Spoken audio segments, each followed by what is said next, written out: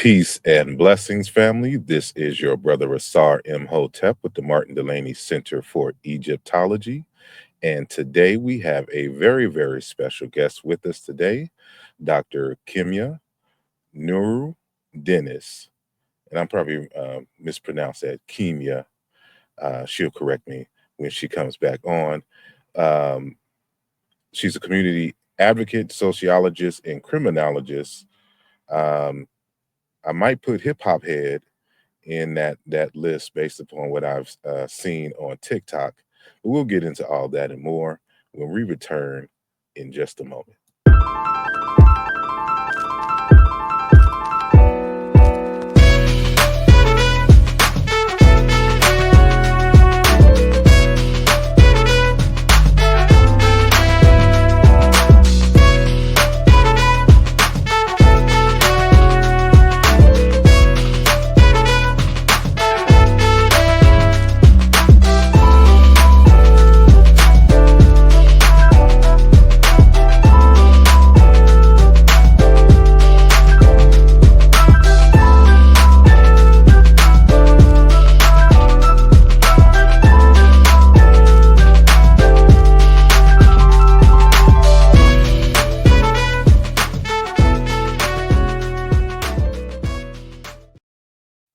And welcome back.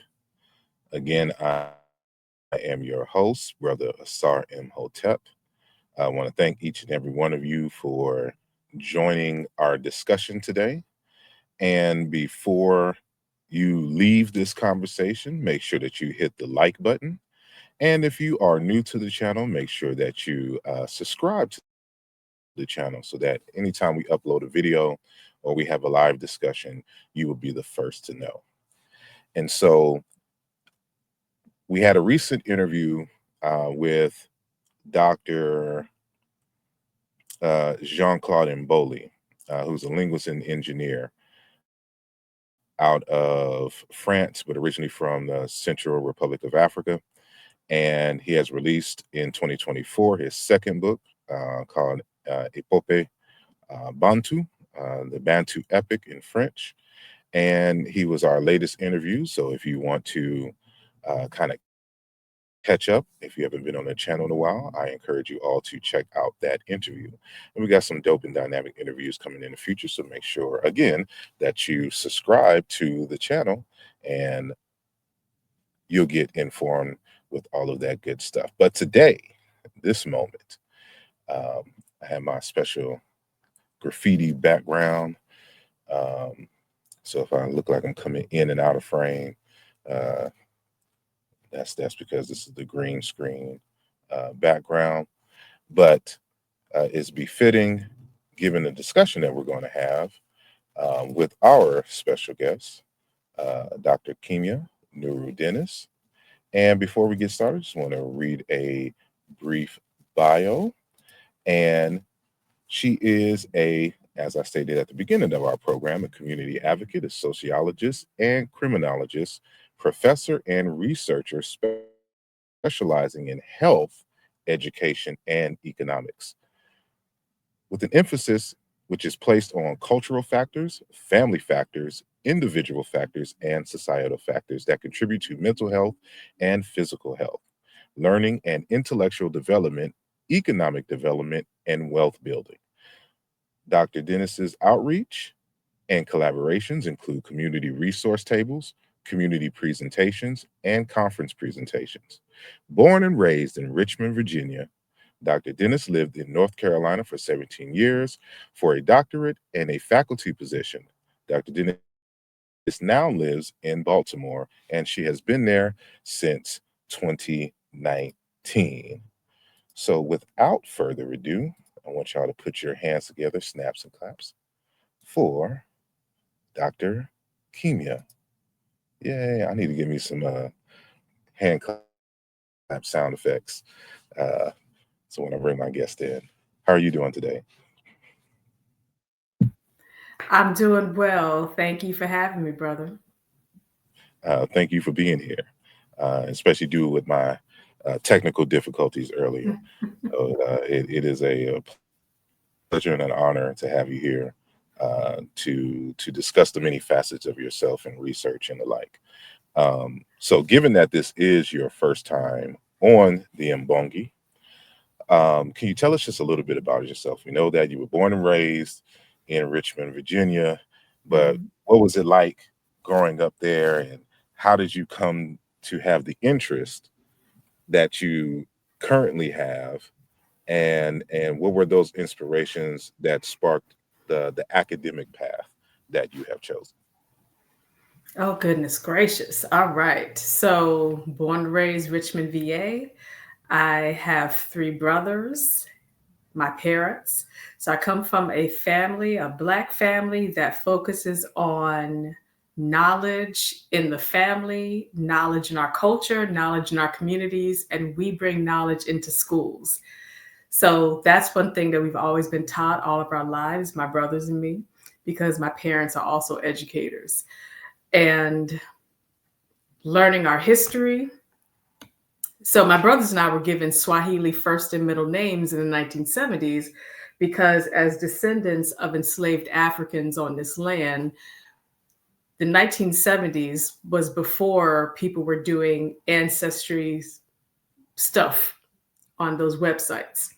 So as Africans on Western Hemisphere, we didn't know where from Africa we are descent. But my family in the 1970s, my parents were like Swahili names. So that's what my brothers and I have had since the 70s. And so that's an example of what it means for families to teach different components of culture. But another thing that we were taught was the foundation of us developing something where we are. So that's why I explained to our people the history, the original purpose over 150 years ago of Pan Africanism and Black nationalism is about us knowing what our people have developed everywhere we're located around the world. And in the United States of America, that would be what Africans have developed in the United States of America for over 2, 3 centuries, right? So Mm, those are just some components of what it means to have that informative background, have different experiences in communities and in schools. And so my interest started particularly when I was in the graduate doctoral program. And that's when I started doing health work. I started doing health research in 2004. And long story short, I started just going out into communities and seeing different things. My doctoral dissertation was about Black suicide, and it's the mm, homicide suicide comparison there, and looking at different, it's a comparison model with white suicide because that's based on population size. And then I just furthered that work over the last 15 years. Time flies. Just furthered that work doing resource tables, being on board of directors, teaching health courses, teaching race courses. And when I teach race, I don't teach it based on racism and all that. I actually teach the history of race, ethnic groups, nations of origins, and assimilation, because I really want people to not equate race with racism and racial injustice. Like mm, my Blackness, my Africanness, my Blackness is not synonymous with oppression.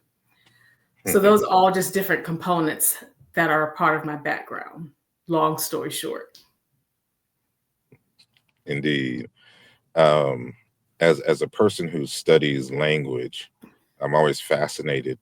Like when people tell me their names, I always ask them what their names mean, and I at least looked up your first name. And as you stated earlier, which reminded me because you said that you were given uh, Kiswahili uh, middle names, I guess. But the first one appears to be Kiswahili, or at least Bantu in a larger Mhm. context. Mhm. First and middle Um, name. Uh-huh. and so what came up in the literature has to deal with silence. Mhm. Uh, Fundamentally, we know the key prefix dealing with manner, also dealing with speech, but those could be homonymous. But I'm bringing it up because it reminds me of I'm not sure if you're familiar with not doctor, but the late Credu Mutwa out of South Africa, who was a of the Zulu people and a shaman amongst that group. And he has a book called Indaba My Children, which is a whole bunch of folk tales that he gathered over the years when he was traveling across Africa, getting initiated into these different wisdom traditions. And he shows a a a series of indigenous Zulu hieroglyphs, and one of the hieroglyphs, it is um, kind of an oval shaped circle with a kind of a square L on it, and it's supposed to be this, and it's the hieroglyph for silence, but it's also it also has the meaning of wisdom. Mm-hmm. And so, like when I was reading, it was kind of uh, with those attributes in terms of the first name that you have, and it just reminded, like when I first read it, I was like, oh, Mm-hmm. I wonder if that's the name of that hieroglyph, if they gave it, if if it's among the Amazulu as well, that hieroglyph. But that's kind of Yeah. just a Yeah, uh, and I'm not silent, so that's what my family always jokes about. My, you don't know what your child's going to become. They didn't know what I was going to become, so yeah, so Kimya Nuru. Mhm. but it's used in the sense of one who is observant as well. Like it's like they sit back and are able to analyze things because they're not all the time just chattering, but there's a connection between silence and wisdom, Mhm. and that's reflected in that name. At least what I was able to look up. Yeah. Uh, but I came across. Um, I don't know how I came across, but you would show up on my For You page on the now um, banned app of TikTok, and so I was just just listening to some of your conversations, and I'm like, I like what she's doing, and Thank you. then I saw you uh, on a colleague and friend of mine on Wise the Dome. Yeah, my homie Rakeem Shabazz, Yes. MC Rakeem Shabazz. Shout out. So yes, indeed. Shout out to our good brother, and Yeah, I've been I've on been this on there. program as well. I've been on there a few times, so we have good discussions. I encourage our people to watch all of my videos on there, getting our people to challenge some dialogue. Because if everyone agrees, then no one's learning anything. Oh yeah, on my channel, I'm debating everybody, uh, and I'll just be contrarian if I feel that everybody's agreeing. Uh, but I'm not a contrarian though. But uh, speaking of the TikTok conversation, the most recent one that I uh, was able to view, we were sharing your thoughts, and you also shared a document, which I'm going to put the link in the description, kind of summarizing, and it has some source links in it as well, talking about hip hop's impact on Black culture. Mhm. Harold Cruse, Thomas Sowell, if that's Sowell, and Soul. William Sowell, okay, Mhm. and William Julius Wilson, Mhm. and so it was this analysis that was like, I want to get her uh, on the program so that we can go into this a little bit further. But before we go there, I want to talk about your initiatives because it seems like you're kind of linking everything in terms of general health, mental health, economics. How does all of these things link together, um, Mhm. especially in terms of the liberation of African people? Yeah, so we have to have sound mental health and physical health in order to just be grounded people. We have to stop the false claim that we were a healthy people for thousands of years on African lands until invaders showed up. And the first invaders, of course, were Arab Muslim colonizers before the Europeans. And I always highlight that for our people, because when you're talking about Egyptology, you have to be specifying the Nubian Egyptians, right? Prior to the Arab Muslim colonizers. So a lot of times our people claim falsely that we were pure, without any diseases, without any issues of substance use, without any domestic violence, without anything happening until outsiders invaded. And that's not the reality of humans since the origins of humans. And that's the case for our people as well. So that's why when I do resource tables and I teach courses and presentations and communities and conferences, I always explain that African pride, pro-Black, Black power, Pan-Africanism, Black nationalism, all of these things do not require falsehoods, do not require perfection. And that's very important, because when you convey falsehoods and you convey perfection, then we will never have time and ability to develop our inner world. And our inner world has been addressed by billions of African/Black trailblazers around the world, with examples in the Harold Cruse writings. He talks about our development of the inner world.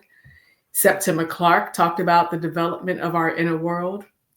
We can recognize external problems, but if you think every problem is external, then the problems will keep happening. Like, external people did not create substance use, did not create the first opioid access. So these are just issues of how health connects with it all. And then economics, talking about economic development, you have to understand the history of how different governments and different economic systems around the world are developed. This falsehood that unfortunately a lot of people have, including radicals have, is that there's one answer. And then that answer is going to be perfect. And I tell people there's not just one solution. You have to understand how in the United States of America for more than a century, the form of capitalism has been integrated with forms of European socialism. Okay, we're still the most capitalist nation, but it's been integrated for more than a century.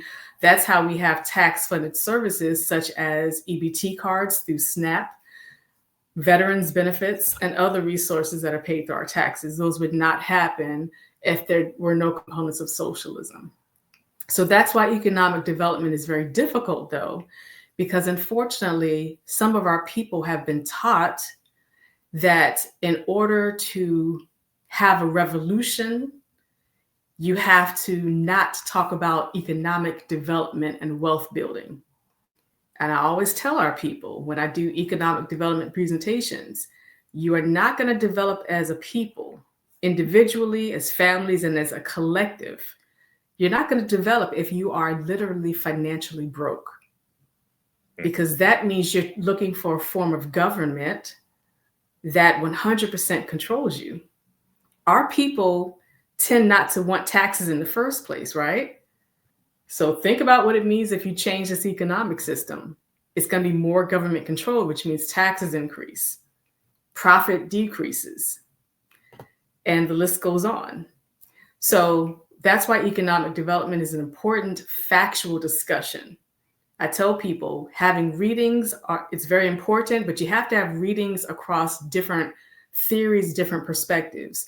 Don't ever let someone tell you to just read this thing that they agree with, because that means that they're telling you what to think. And that's a cult mindset I want our people to escape.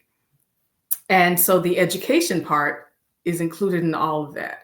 So that's economic development. What does it mean to save money? We talk about saving money, getting a good financial planner, helping people who are poor working class as well understand that there are resources, including economic training classes that are for free, paid through our taxes sometimes, talking about saving a little bit of money. Do not fall for Ponzi schemes and all types of things. Instead, Let's find realistic approaches that were suggested by Booker T. Washington, by W.E.B. Du Bois's cooperative economic plan that was actually kind of similar to Washington's, and of course, Marcus Garvey's cooperative economic plan.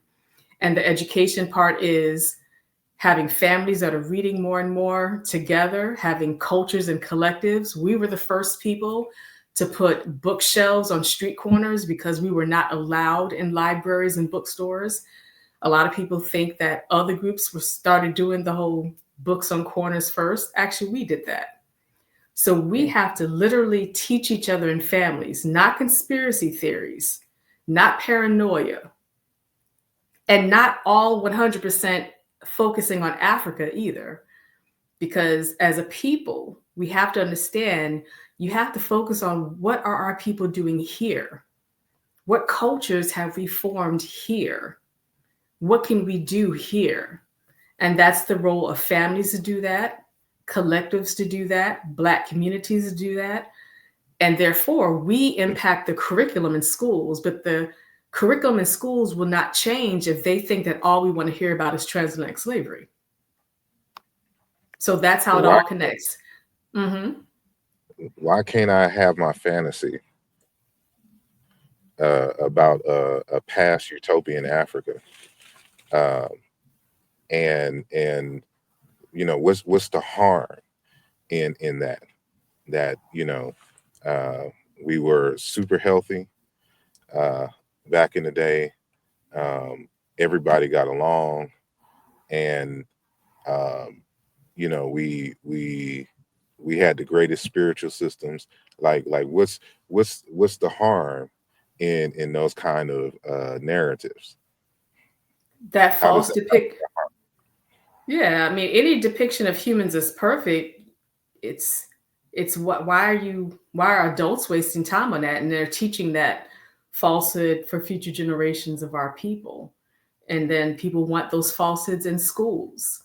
It doesn't produce anything, because if you depict our people as perfect, it claims that outsiders created all these problems. Therefore, outsiders are the saviors as well, because they're the ones who are going to stop the problems. So now they're telling Black people to go take a nap for centuries to come and wait for the governments to change.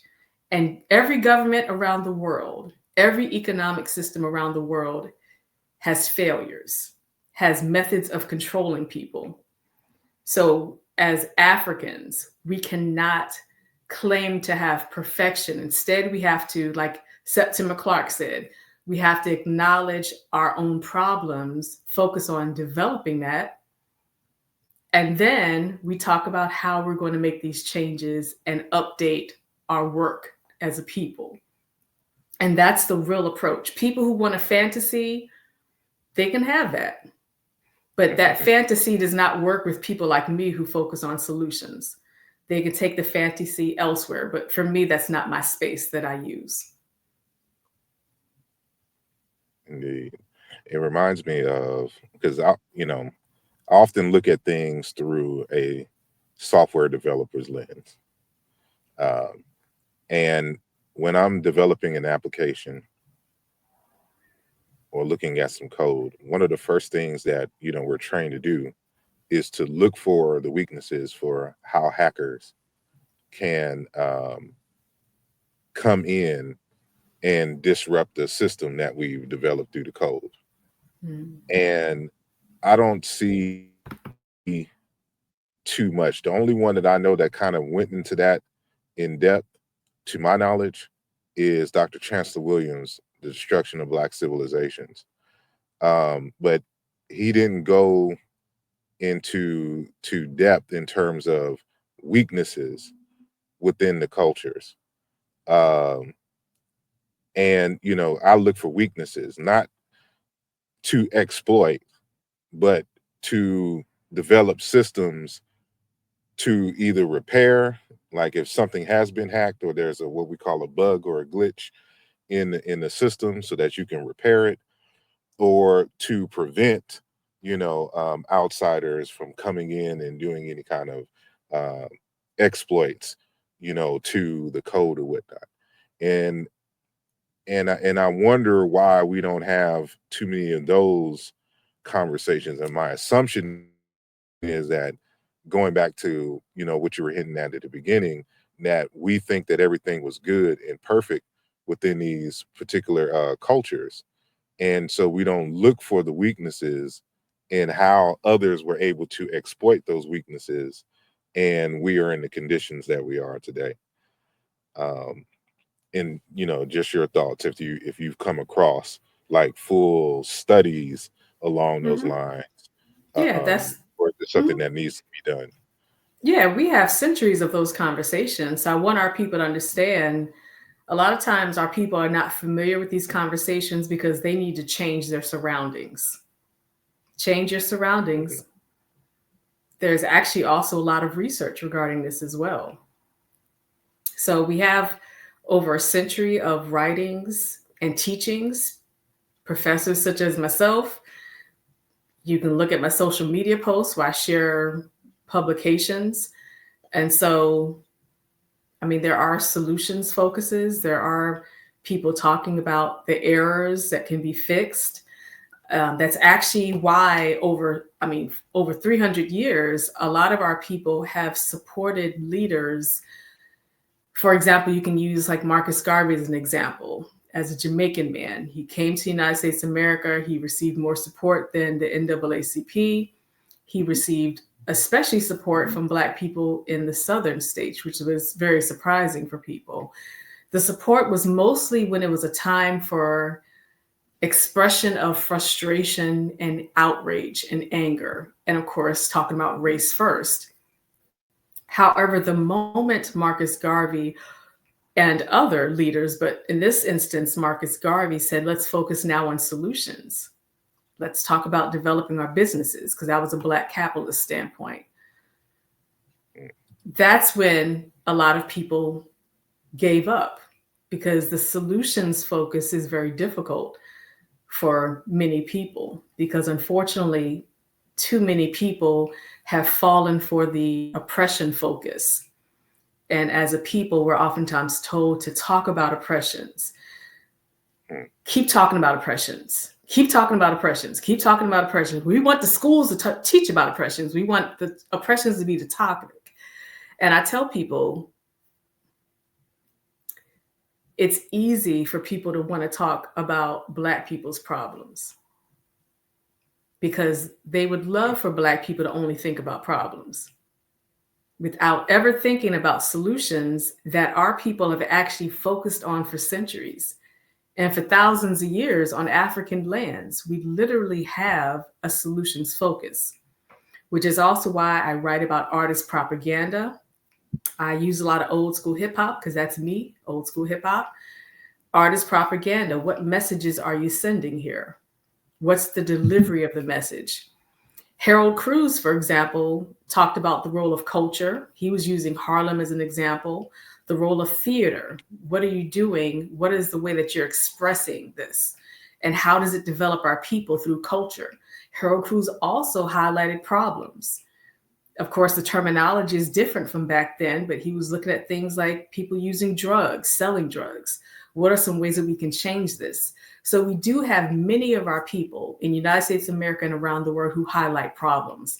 The issue with that is that, unfortunately, a lot of our people do not like highlighting inner problems because Mm. many of us have been taught wherever that the problem is from outsiders and not within. And that's why I tell our people, we know about the oppressions, we know about the oppressions, we know about it, we know about it, we know about it. Now let's develop our inner world because that's the best way to develop as a people. You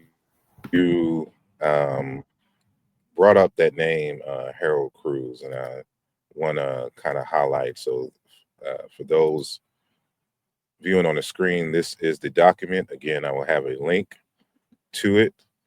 Uh, so, in terms of this, the conversation, I know we started with Harold Cruz here, but how does all of this connect to hip hop And I guess I should first ask, what is your understanding of what hip hop is? And then from there, uh, go into the document in which you are discussing in this one document. Okay, I've been listening to hip hop since I was in elementary school, so I'm not going to go through the whole what is hip hop discussion. There's a reason why I put hip hop in most of my work as a teacher and most of my posts on social media. So I'm very good at hip hop. I'm old school hip hop. Gold is Rakim. My top duo is Smith and Wesson, followed by Camp Low, and so hip hop is hip hop, and we have a range though of different people who have different forms of expression in hip hop, which is why it's very important to understand how that's a component of culture. So when understanding cultural expressions, there are some people who would assume that people like Harold Cruse would be a proponent of hip hop. He was alive until 2005, and that rhymed unintentionally. That's how much I know about hip hop. So Harold Cruse passed away in 2005. But there's no document of him actually talking about hip hop. He just talks about culture. He used the theater in Harlem as an example. So you could ask, okay, theoretically, would Harold Cruse be a proponent and supporter of like X-Clan, Lakim Shabazz, stuff like that? Maybe not, because what Harold Cruse wanted is, because he shifted his own focus as he aged. He said, okay, as a people, we focus a lot on Africa, but what are we developing here that we cannot abandon? So he would perhaps see X-Clan and Lakim Shabazz, who I'm a big fan of, as focusing elsewhere instead of focusing on what they're contributing to our people here. So that's just an example. It's not just the negative lyrics of hip hop, because that's what Thomas Sowell and William Julius Wilson looked at, the negative depictions in the lyrics of hip hop. Harold Cruse would perhaps look at it in terms of what cultural expression is happening here, like the positive messages. Is it positive to represent our people as a collective, or is it positive only to represent certain people? And so that's an important component when understanding our people culture, because there's different components of culture for our people. Hip hop is one of them. When you want to say that hip hop has a positive role for our people, the positive role cannot only be the African focus, because we are Africans. But again, like I said at the beginning, the original purpose and meaning of Pan-Africanism and Black nationalism from more than a century ago was for Africans everywhere we're located around the world to do the work to improve our people where we are located. And that contributes to our people globally. The focus initially was never to only focus on Africa and to pretend that everyone's going to migrate back to Africa. And I explained that regarding Marcus Garvey as well. I'm a member of UNIA. We have to understand what this all means when understanding culture and cultural expressions for our people as well. It's interesting because we're in an ongoing debate. Well, lots of things have happened over the past few years, but it first started with the challenge of a long-held argument since the 90s of this influence coming out of Jamaica into the Bronx and creating hip-hop. And when all of that started to fade, now you're starting a conversation talking about is a multi-ethnic creation, and it was Black and Puerto Ricans, a 50-50 contribution to the development of hip hop. And as a hip hopper to the fullest degree, one who has participated and participates still, within the culture and all of its elements, but also being a historian and a student of the study of language. It is hard to make that argument, and for some reason, like, we don't think in terms of genealogy, you know, the incremental periods of the development of certain aspects, of the culture, especially when it comes to hip hop. And the language is always going to betray you, because most people don't know that certain of the terms that we have go back to Africa. And for me, it's an issue of the reason why there's all this confusion is because there has not been enough study on the African side of hip hop. So even when you're talking about rap, when you talk about jive, when you talk about jazz, these are all African words. And there's been plenty of studies that have demonstrated these, peer-reviewed studies. And I have made videos and I have made arguments that hip hop really starts in the South, and it culminates in that genealogy. There's a certain spark that allows it to develop in a certain way in the Bronx. And also a lot of what people are talking about in terms of like bad hip hop, in terms of the lyrics and everything, I would argue isn't hip hop. And in our unwillingness to call certain things other than hip hop is where a lot of this confusion comes from, in terms of uh, what it is, and if it's good or not. But I would like to know more about um, Sowell's take in terms of the quote unquote negative hip hop.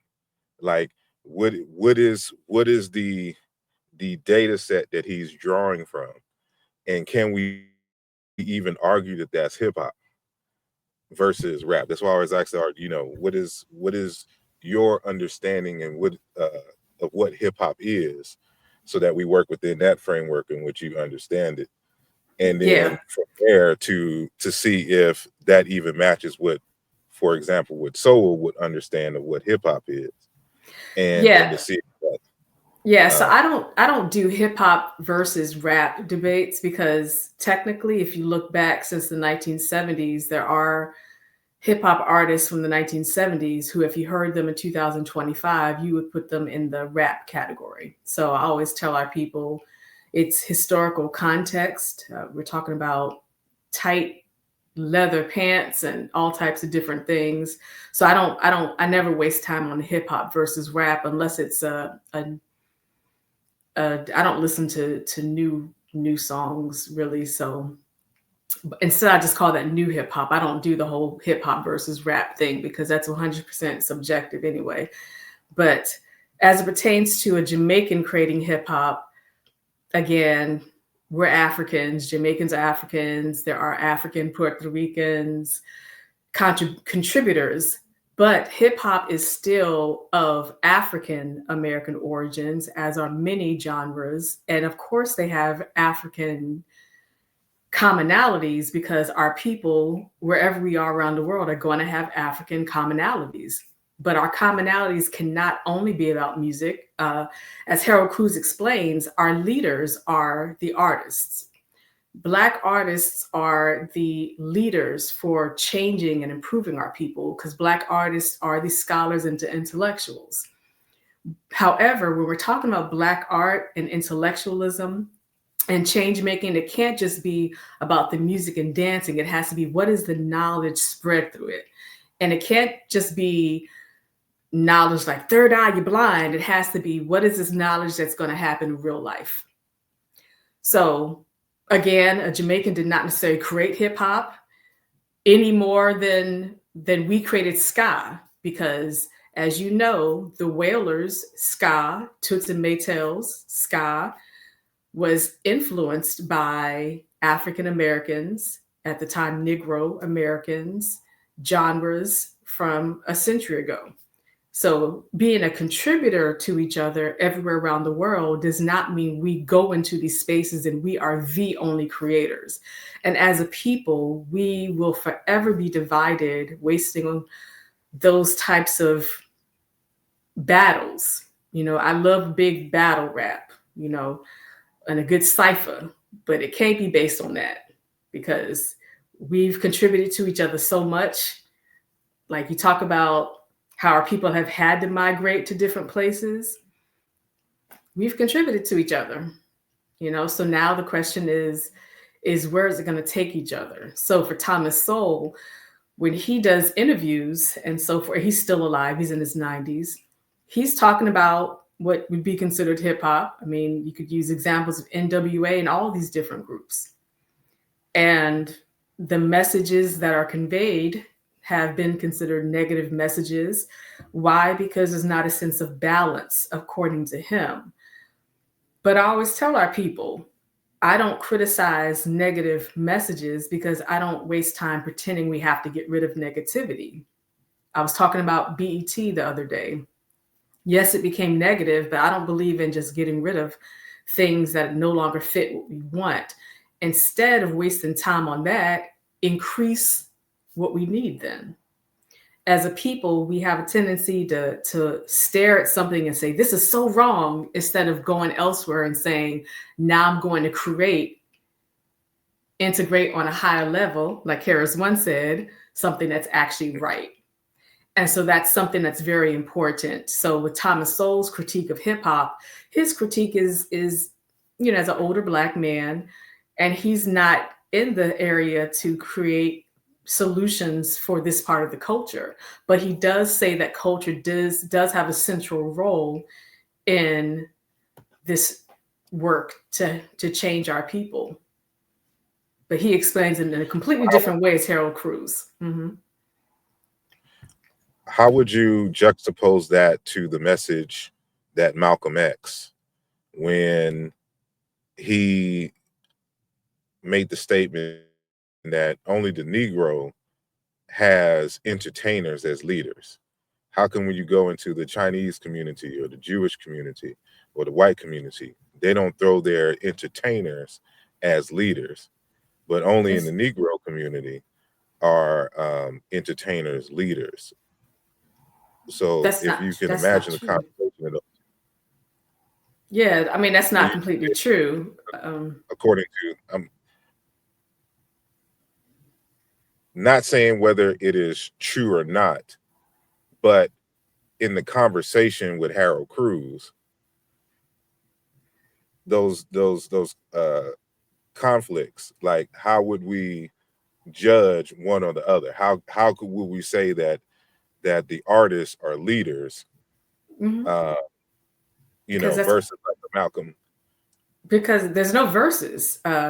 Because artists are intellectuals and scholars. Artists don't have to be celebrities. I'm an artist. The work I do uses art. When I do trainings and teachings on Black health, I use art as an illustration and an expression. I'm an artist. I sing, I play the harp, I play the piano. I'm an artist. I'm not a millionaire. I'm not a celebrity. I really want Black people to expand the understanding of wealth. And I want our people to expand the understanding of culture and art. Because, I mean, even Paul Robeson received a lot of attention from the government. He had a huge leadership role. He was very much criticized by Harold Cruse and other people because he was all over the place.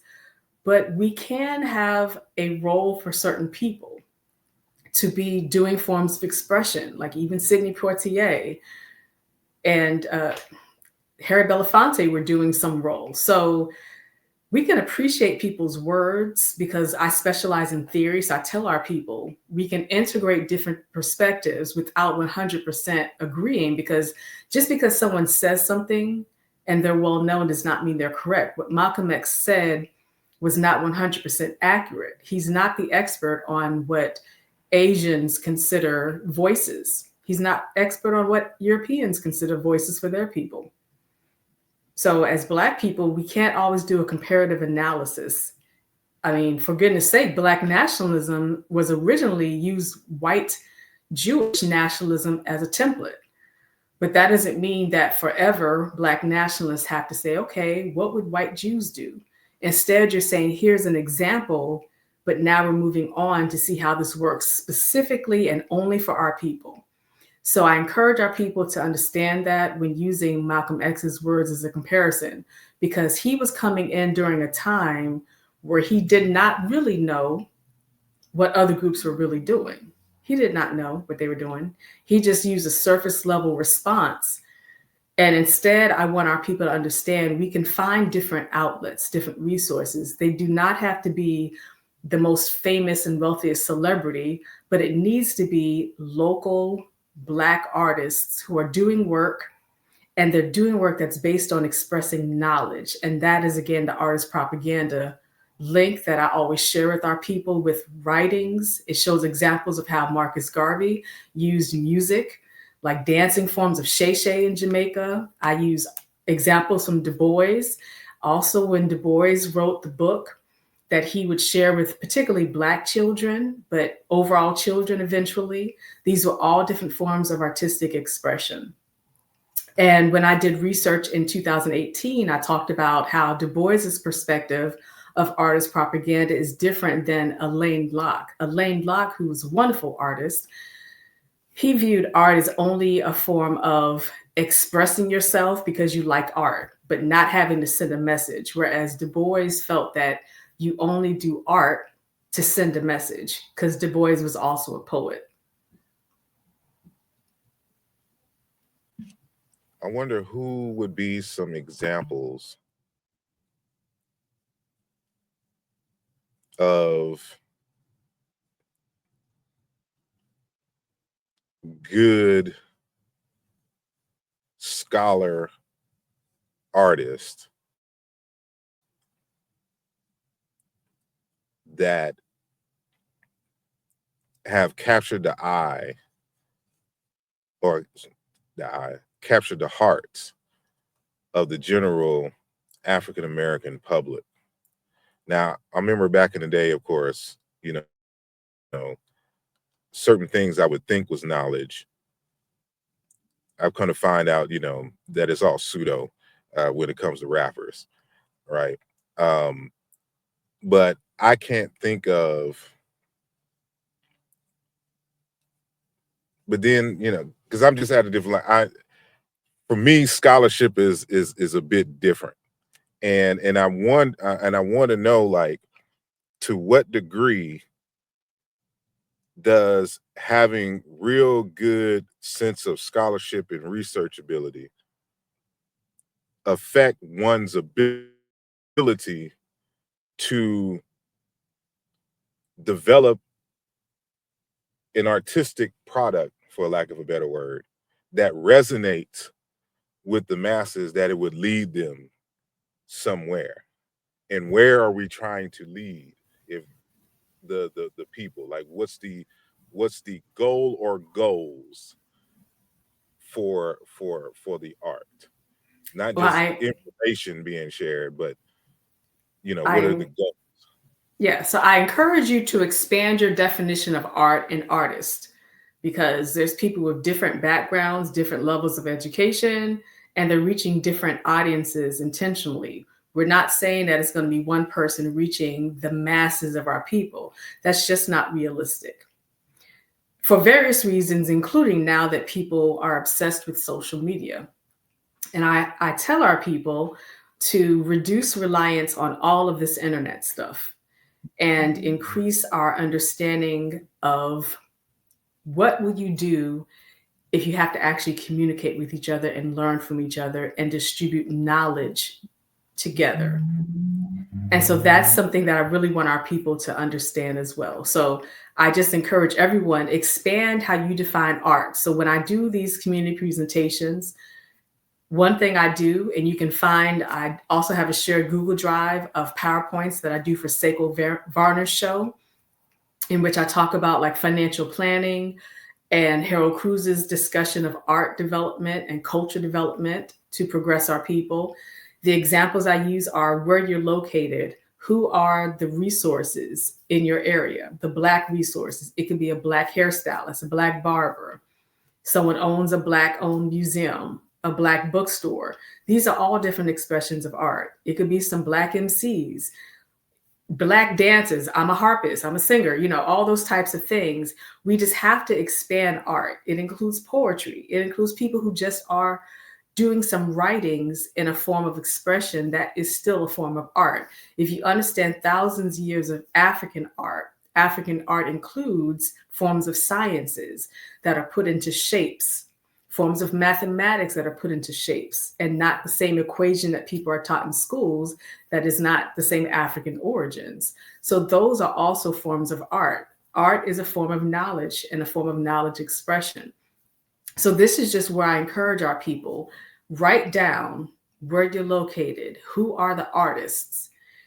It could be anyone who you're thinking of. It could be your family member who, when they explain something, they tend to put it in a song. Like, that's how I learned the natural elements in middle school. And I'm 47 and I still know based on the song that I was taught back then. These are all different ways of teaching our people and reaching our people. So I encourage our people, create a list. Who are some people who use forms of expression to explain something? I encourage our people also to not always tell people that they have to be well researched, well read. And again, I'm a PhD professor, but yet and still, most humans don't read. So then, therefore, most Black people don't read. When I do resource tables and I tell people I can send you a shared Google Drive with hundreds of books and links, a lot of parents tell me they don't want to read. They're just mad at banned books in the schools, but they themselves as Black parents don't read. Therefore, their Black children don't see a model of reading at home. So if we know most people don't read in general, your leader has to be set to a different criteria that isn't always the whole reading standard. You can encourage them to read, but it has to be based on something else. And it can't just be like a formal education standard as well.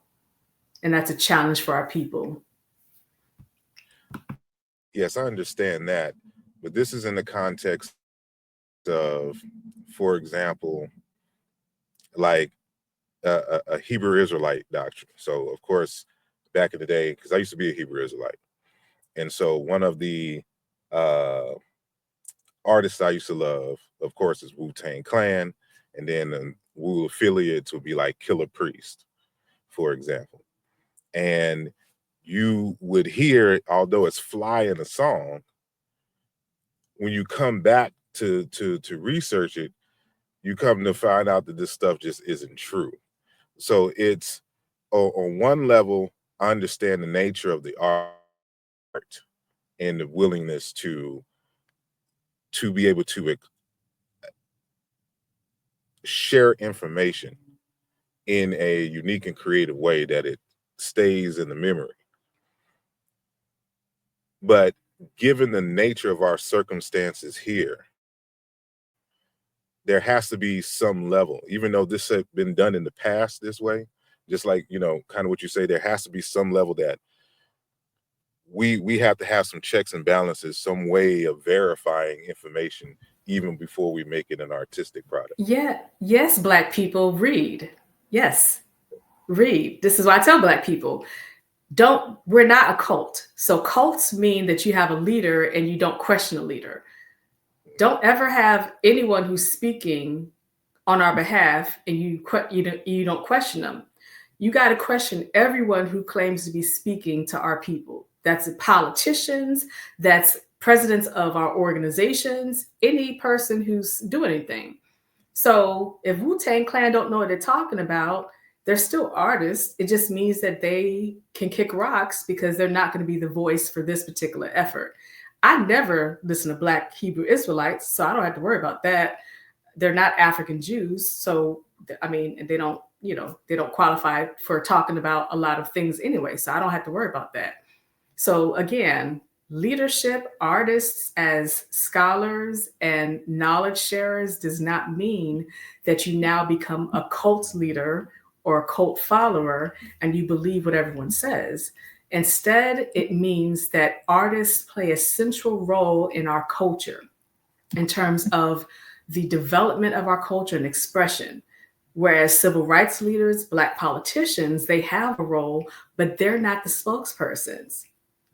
And I tell Black people, be an informed voter does not mean you have to trust the people that you're voting for, because they themselves oftentimes don't show us results. Therefore, we have people who are central components in our culture.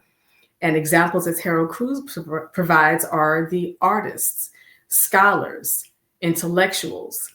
And you have to put yourself in a space where people know a lot and they can put it in a song for you if need be.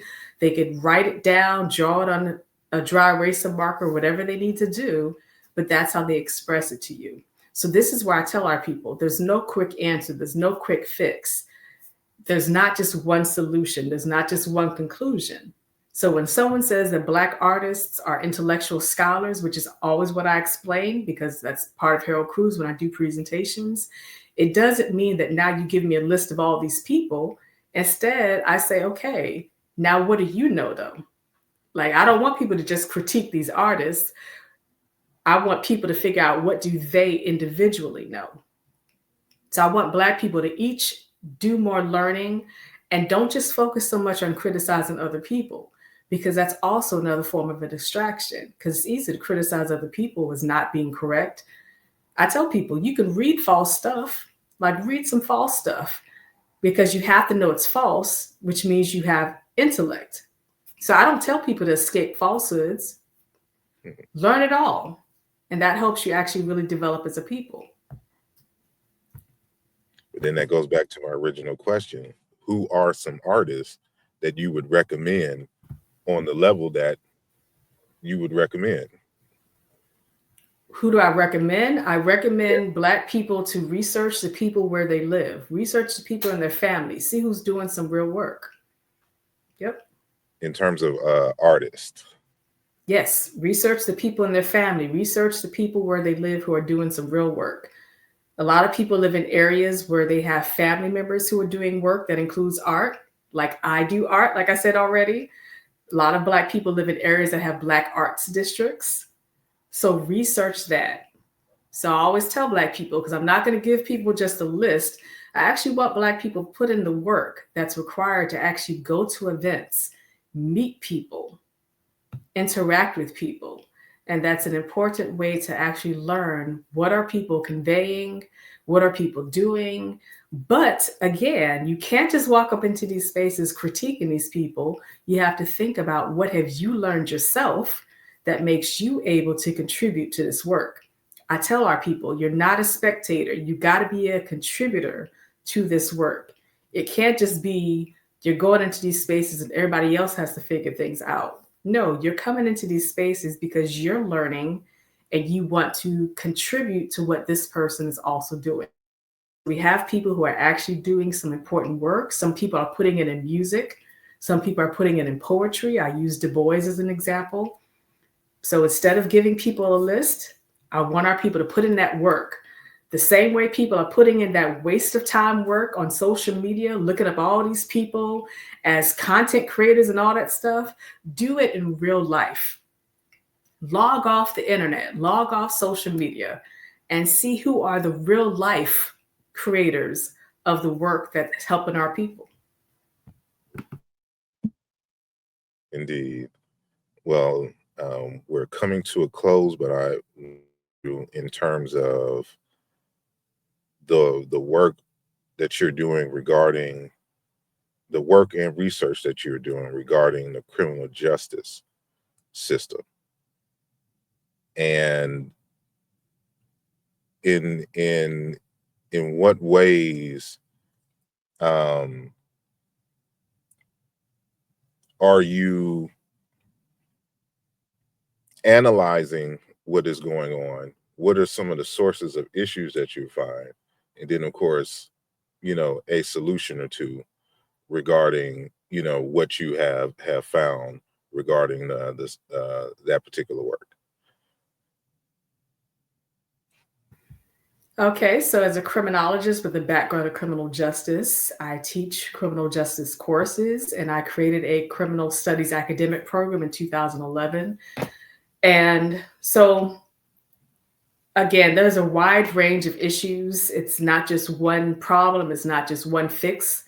So, depends on what people are talking about. If you're talking about mental illness, there are preventive measures to address mental illness, substance use.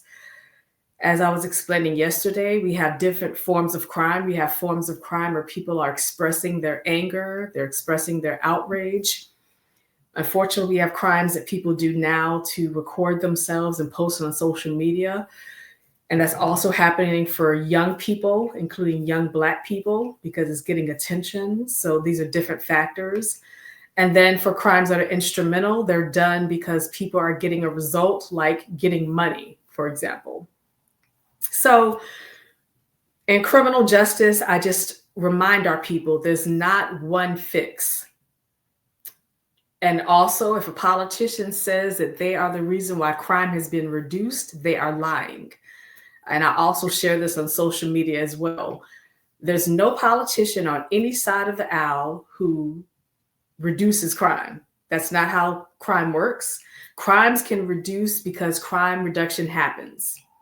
Crimes can reduce because the weather has changed. It can be all types of things, which is why we always tell people just because politicians have signed legislation, they've put the legislation on their website, they've given themselves credit for doing a whole bunch of stuff, it does not mean that this is happening because of them, which is why we actually do the research to understand it. But even the research is not 100%. So as Black people, I encourage our people to avoid propaganda. Propaganda is very catchy on these cable news networks, every single one of them. Propaganda is very catchy on the social media outlets. They want you to be quickly outraged as a people. Get rid of the prison system, get rid of police, get rid of this, get rid of that. That's not an effective solution. Because I always remind my students, if you want to get rid of prisons, then what? What you gonna do when crimes happen? Especially particular types of crime. You just want people just rolling around. You want to get rid of police? Okay. So now you're going to be doing street justice. You and yourself. I've had our people come to me and talk about they believe our people just need to build up guns and prepare for the end of the world and fight the streets ourselves, keep people from breaking into your house. I says, right, but you understand that you're talking about the problems of Black on Black crime any other time. This is an example of Black on Black crime because it's more likely for a Black person to be the one harming you and to be the one breaking into your house because most crimes are intraracial, which means within race. Most crimes are not interracial, with exception for hate crimes. So as a people, we just have to really learn the reality. Stop looking for quick answers. A century ago, when Black people were demanding changes to the police state, changes to the penal system, the court system, it wasn't originally this idea of get rid of everything. It was to create a notion that we can stop some bad things from happening and find some justice-based ways to make changes. So if you ever hear somebody say, we just got to get rid of everything and start from scratch, these are people who don't live in reality. And people tend to say that. They tend to say that. And then when something happens specifically to Black people and we need help, the people who say that jargon tend to be nowhere to be found. So with criminal justice work, I want just to remind our people, it's important to have critiques, but just remember that we're not just getting rid of everything to which we disagree, because that's just not the reality of how the world works. And the examples I use are, I had students who will talk about they're opposed to the death penalty. And then I say, well, are there any exceptions? And then students will say, an exception is if someone's a serial killer or someone does this, that. I says, well, then you're not opposed to the death penalty. You're opposed to it being applicable across the board. So this is where I just encourage people to just learn more about these issues in the criminal justice system. Yes, we can blame police, the government, court system for a lot of things, but we have to also understand that there are crimes that exist because the general population wants those crimes to exist. And we call that the consensus perspective. Consensus means that there are certain things that people do not want to happen. An example, most people do not want somebody to run through a red light. Therefore, there's going to be traffic violations, right? So that's an example of laws that exist and are enforced because the general population tends not to want to have to worry about whether this intersection is going to be wild. All right. So I just want our people to understand that not all laws are created by these people in power who are trying to oppress everyone. And so learning the reality and facts keeps us as Black people more into actually learning solutions instead of conspiracy theories and outrage. We have to understand that our people have done that stage already. Now we're into the next stages of what are we developing and how are we progressing something that includes progressing for the criminal justice system? What are we doing to have preventive measures to reduce the likelihood of our people involved in certain behaviors regarding mental illness, crimes? What are we doing to contribute to reducing that likelihood? Because we can't expect the police and the government to prevent crime. That's not how deterrence happens. Deterrence doesn't happen. So therefore, as a people, we have to say, how are we going to deter things ourselves as well? And that's, again, the component of Black nationalism. Like, it's not literally creating our own nation. It's we're here. What are some realistic ways that we're going to find resources to develop and understand how we can still utilize what we have as tax-paying, voting citizens as well? Indeed. I wonder, uh, I know you said that, we shouldn't have to start from scratch, but I always think that we should at least, our plight here in the United States has given us an opportunity to at least go through the process of developing what is the ideal system. And if you had the opportunity to start from scratch, how would you go about developing that system? Not necessarily saying that we have to work it here, but it is to at least have the design in place so that you have an ideal to work towards in a sense. And again, I'm coming from software development, and this is exactly how we work. And Yeah. sometimes we start from the beginning. So say, like, how can we reimagine this system that we're trying to develop? And this gives us an opportunity, instead of just trying to do a piecemeal patch software, 2.0 and Mm-hmm. 2.1 and 2.5, et cetera, et Mm-hmm. cetera. Sometimes you just need to design. Mm-hmm. So whether you'll be able to implement it from scratch is one thing, but to at least have the design in place so Mm-hmm. that it forces you to think about all of these different components and how they link, I Mm-hmm. think may be beneficial. Just like if you was having mock trials and the like in the criminal system. So that's one thing, an exercise that I do with students as well. I say, if you were to create your own criminal justice system and your own society, how would you design it? And I allow them to create posters showing what they would create. And it's all 100% very unrealistic stuff that can never happen. Some of it's actually quite creepy that you don't want to happen in the first place, like having prisons on an island and all that kind of stuff. It's like, look, there's movies based on that for a reason. We're not gonna dismantle everything and create something new. That's just not realistic. And so I'm not gonna go into that part because trying to dismantle something and create something new means that now you have to figure out what you're gonna do with what already exists, and you can't send them into universe. And So instead, it's like, how do we adjust to what already exists now? And I just want to remind our people that every government around the world is controlled by a police state and a military state. And every government around the world is controlling of the people in that nation. Even when, as tourists, and Black people in America tend to be, are oftentimes considered very much like a European, Amerocentric form of tourist, because people like to romanticize when they travel the world. It looks so beautiful. But if you actually learn about legislation and the criminal justice process and the government process around the world, it's actually not as different from the United States of America as people assume. It's very much controlled by the government, very much controlled by police. So solutions, it has to be, instead of pretending you're just going to make all these changes of crumbling everything down, like I said before, it has to be looking at preventive measures.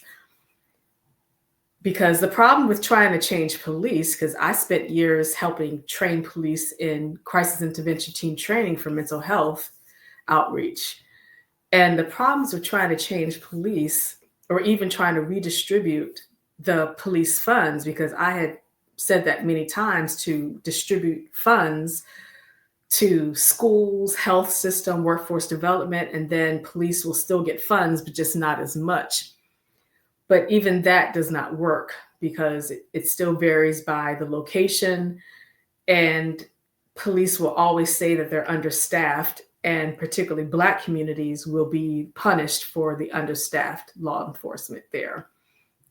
So that's why it's just difficult to propose something that's completely brand new, because that's another example of romanticizing what humans are capable of doing. Humans are never capable of doing something that actually will work out, which is why we tell people also that if you have policies in place, you got to still do assessments of the policies, of investments, understand what's happening to the policies. So also on social media, I talk about the data collection, doing evaluations, doing financial audits.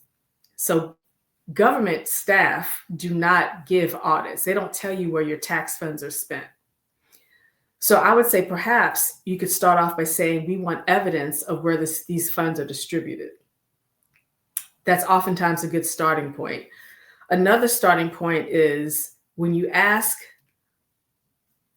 police departments, sheriff's offices, government staff about research that they've conducted to test the effectiveness of some kind of procedure that they're doing, they'll show you the research. The problem is that a lot of times they have researchers who they know very well.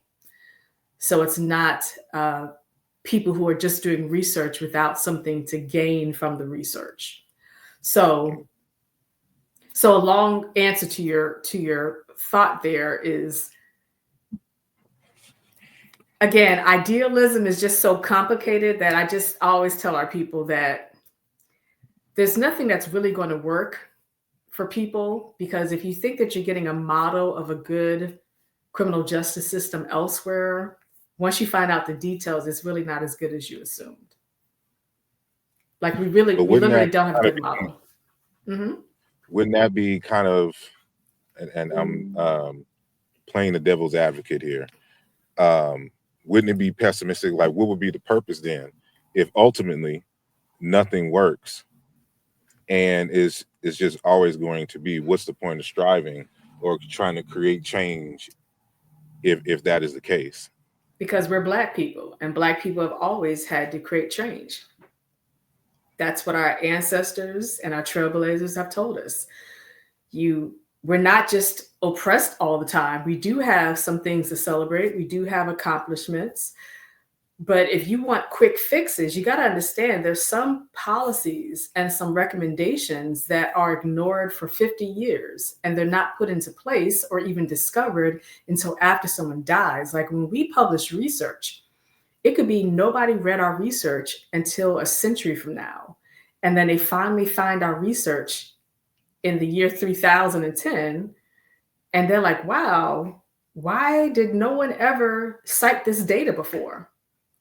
So as Black people, we just have to stop expecting this quick attention and these quick results, because that's not the reality of humans. It's not the reality of life. So, Black people have more than a century of not just marching down streets and protesting, but literally writing legislation, drafting proposals to schools, drafting suggestions to medical and health professionals, drafting suggestions to police departments. Unfortunately, a lot of times people ignore our suggestions, and they might mention it when they want to get a grant or other kind of funding, but they tend to ignore what we're suggesting. But as a people, we have to keep going because it's already exhausting. But if you're expecting it to be easily available and for changes to really happen, then you don't understand the political process. You don't understand how elections work, and you don't understand how every political party, including radicals who are running for elections, all these people are promising Black people a lot of things. But in real life, when these people go into office, they only fit maybe one or two of those things for us or indirectly for us. And I also post about that in social media as well. Mm. Most things are not going to go in action. They were a promise, they were a theory, they were an idea. They signed legislation, it didn't go in action, or it went into action and didn't have the results that people expected. So as Black people, and again, this is explained by our trailblazers, including Marcus Garvey. If you're someone who needs to see an outcome real quick, not this at the individual level, but at the aggregate level, if you need to see results real quick, then you're going to be very disappointed and you're going to give up very quickly. But those of us who are invested in doing this work for the rest of our lives, you do this work. You take a break when you need a break. You come back to doing this work with an understanding that every change that you make can be reversed the moment you go take a nap. And that's just the reality of the life process, including when people are talking about changing things like the prison system. So you do have people who go to prison systems to teach classes to people who are in prison to help rehabilitate people. So those are very effective. But you got to remember, when people get out of incarceration, they have to have what we call informal social control. They have to have good, healthy environments outside of prison so that they can develop as a people. Because if they don't, then it's going to be the same process over and over again. So again, change makers can do some input, but they're not going to control every stage in people's lives. Indeed. Well, I do appreciate you, Dr. Kimya, for coming on the Mbongi and sharing. I know we was kind of all over the place. This No, is it's kind of good. usually Yeah, the first interview. So hopefully yeah, you will come back and we can definitely. talk about something more specific so I can let you just go in. Uh, Yeah, I'm I sorry. want you to know it actually does connect, because remember earlier we talked about health, education, economics. So Yes. remember, we want our people to understand that something can feel disconnected, but it literally all relates to each other. Everything we've talked about connects. The hip hop, the artists, like how do we define art? Are they Hold on. I don't know if it was just my uh, screen, but you froze. Are you still there? Uh, your technology okay? oh, there. Well, I hear you, but I don't see you moving now. I'm moving. Uh, can you see yourself moving on like the Yes, thumbnail yeah, bottom? yeah, I can see. Yeah, I can see it. Yep. I can see me moving, but I don't see. I hear you. Oh, now I see you Hmm. moving. So I don't know if that's going to convey on the screen, but I'll edit that if it ain't. But Yeah. if you could please repeat uh, the latter part of what you said. Yeah, so we didn't want our people to understand that a lot of times when we have these discussions, it's going to feel all over the place, which is why we just encourage our people to take some notes, take a nap, come back to it. Because remember, I do work that's about health, education, and economics. I connect all of it because I want our people to understand how literally all of this connects with our people. So I talk about hip hop a lot, and then I talk about the role of Black artists as intellectuals and scholars to develop our culture and to beyond revolution. We're talking about the evolution of our people, to focus on the inner world of our people. So health, education, economics all connect because as a people, if we don't think that we can economically develop ourselves and each other, then how are we going to make any changes outward, right? How could we change anything in society, in schools, if we ourselves feel like we're only oppressed and we cannot do anything? We can't take charge of our health. We can't take charge of our education and reading. We can't take charge of our economics. And somehow it's everyone else who can do it. We have to get rid of that mindset. And remember, wealth does not mean that you want to be a millionaire. Wealth literally means that you're building up your savings account, your checking account, some real investments, not no scams, but some real investments. And I always refer people to my financial advisor and what it means to have financial advisors who talk to you about safe investments that are not exploitative of people. So these are all ways to understand wealth instead of thinking that you have to be scared of being wealthy. Look here, people. You do not have to be active in the community and be broke. We can actually talk about how are we going to develop our people financially as well and also make improvements for our people. It all comes together. I'm sorry. No, you're fine.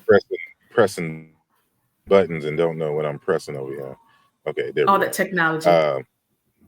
You know, when you mentioned that all of these things connect together, I immediately thought of your shirt. So that's why I'm sharing the screen. So Black health is holistic. So Yep. So those are my shirts. They can find them. They go to my link tree. They can click on the link and see my shirts that I have there. I talk about Black health, disability. I talk about all the different components of art for our people. and so I have the I don't have the link tree link up here, but I will have it in the description so that you can see everything. But right now, what I'm looking at is her website, one of her links, one of her websites, Kimya in dentist.com, and you can see all of what she does. We didn't get to go into detail, but you get to see her her merch and support her merch, as well as some downloads and PDFs. And I And guess those she are my and those are my publications with my father. My father and I do writings together as well. So people can find all those PDF, like about Amabalo, who was in Richmond, who was in charge of the Richmond tenants work. So so what we like to do is have publicly accessible writings. So this is why people can find writings on my website. They can find all types of writings on my social media posts, or they can email me and get some shared Google Drives of books and articles.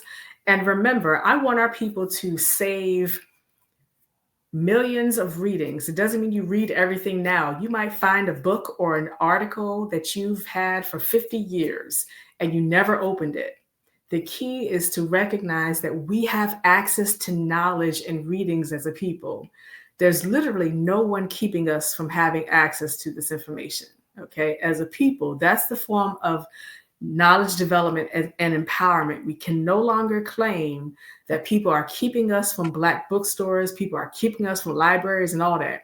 Literally, no one is keeping us from this. We literally can find entire PDFs, and there are fellow Africans around the world who we connect with, we're all doing the same thing. We're all sharing readings with our people around the world. We're sharing shared Google Drive files and folders because we want our people to stop saying that knowledge is hidden, that schools are hiding it, the government's hiding it, everybody's hiding it, politicians look here, we're the only people who keep saying that around the world. Black folks are the only ones. It's not hidden, y'all. Now we have to recognize it's here.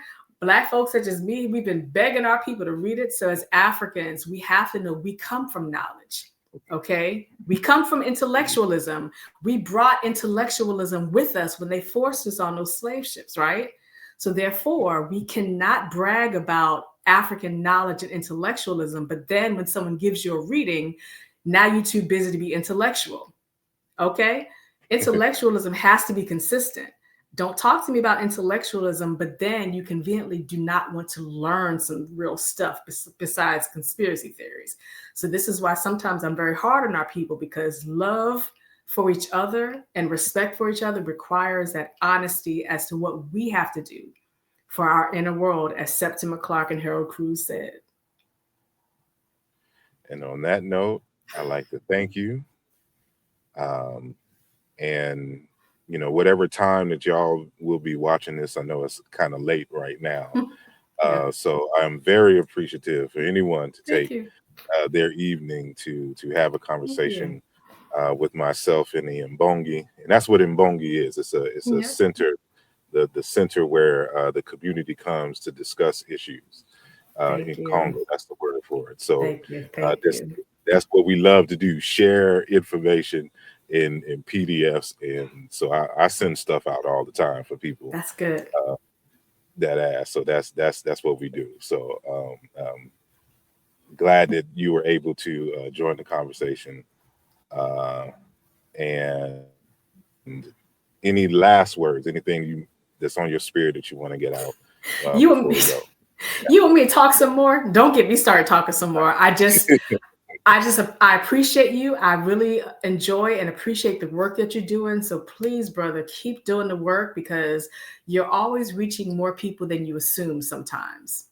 Okay. Sometimes people do not connect with you. They don't respond to you, but they're watching. I want our people to, even if people, because our people love to watch in silence sometimes, right? So that's fine. But watch in silence for a good reason. Watch in silence because you're actually adopting some information. You're picking it up. You're learning. You're taking time. You don't feel pressure to learn it now. You can learn it for years to come, for the rest of your life. You can disagree with stuff. Disagreements are good. Debates are good. Reading something and saying, I don't agree with this, that's okay. But have the factual knowledge to know why you disagree. As Black folks, we love to say, this just makes me feel some type of way. I want us to get over that. We have to get beyond the feel some type of way response when you feel some type of way. Now it has to be explaining why you disagree.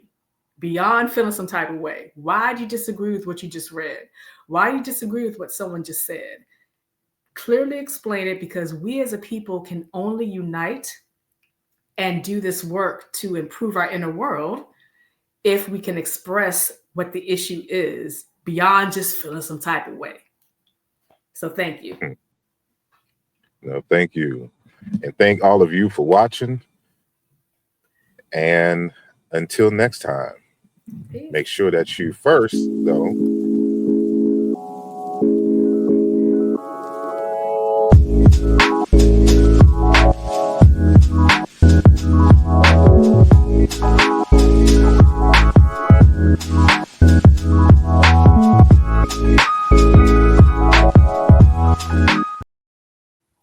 that is right. Make sure that you hit the like button. Make sure that you share. And if you are new to the channel, make sure that you subscribe. And I know some other information just became aware of. So recently, happy Founders Day to you. Thank you. Thank you. But with that said, we're out. Peace.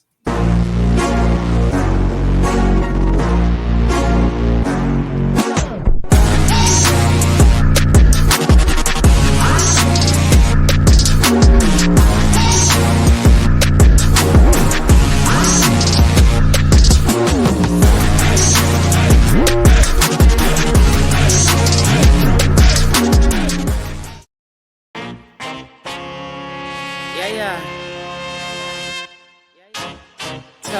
wanna those that. What's up? Feeling like I dropped the draw for car Uno. Came to kick the door with the game in judo. Pin game low, that's why they give me kudos. Inspired by the 3-0. 595, check it for pack light. Hit the turnpike, slide to a baseline. Gotta sound like I just hit the 85.